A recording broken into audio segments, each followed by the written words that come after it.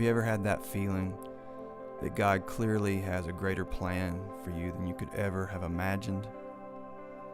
No matter how many things we or I have accomplished in my lifetime, it wasn't even close to where we were headed.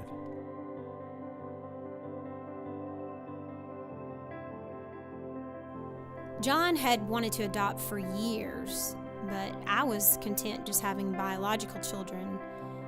You see, we'd been married about 18 years, and we already had 5 of our own beautiful biological children, and my heart just wasn't there.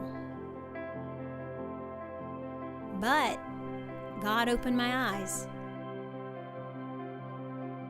The transformation happened almost overnight. It was as though God helped me begin to see all the multicultural families all around me. It was a beautiful picture of God's tapestry of love, and my heart became soft to the idea of adoption for the very first time. Talking to other adoptive families and hearing their stories was the key to unlocking my heart, I found. And this is really central to what we're doing here with this venture.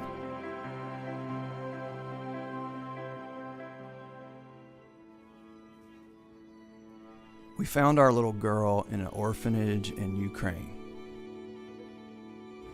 Her name was Anna, and she was 10 years old at the time, and I actually had a dream about her where I learned her name, her age, and exactly what she looked like. What we didn't know was that she came with 2 more siblings. Now, we had always lived by faith, but at this point it became crazy faith. People really did think we were crazy. Then the bonus came when Josie found out that she was expecting our 6th biological child, which would take us from a family of 7 to 11 in just 1 year.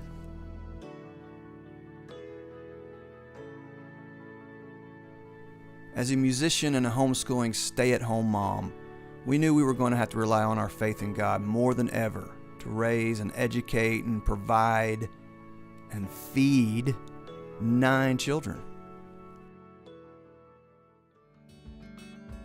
Josie and I have been married for 20 years, and one of our favorite things to do has always been to start our day off with God and each other over a cup of coffee.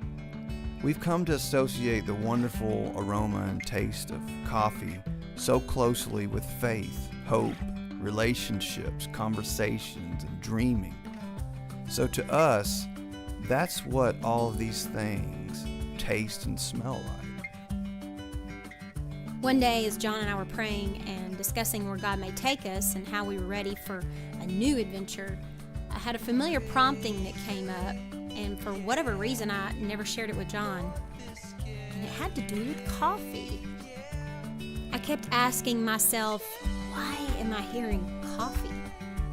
And soon after, we discussed how exciting doing something with coffee and faith and our huge family would be. And we just began to dream. This idea so resonated with me, and immediately I said, let's go make some coffee right now. And eventually I was like, what if we called this thing Crazy Faith Coffee? And as we prayed and sought counsel from friends and family, we had it. The idea of taking Crazy Faith stories and putting them inside bags of coffee, almost like a Cracker Jack box surprise. If the stories inspire courage, fantastic. If they rally confidence and faith, amazing. Whatever God intends for them to do, they're there to do it. With every emotion that we've experienced throughout our journey in the past 2 years, we know that God clearly has a great destiny for all of us. And we couldn't have ever imagined what He was going to do in our life. It's been crazy.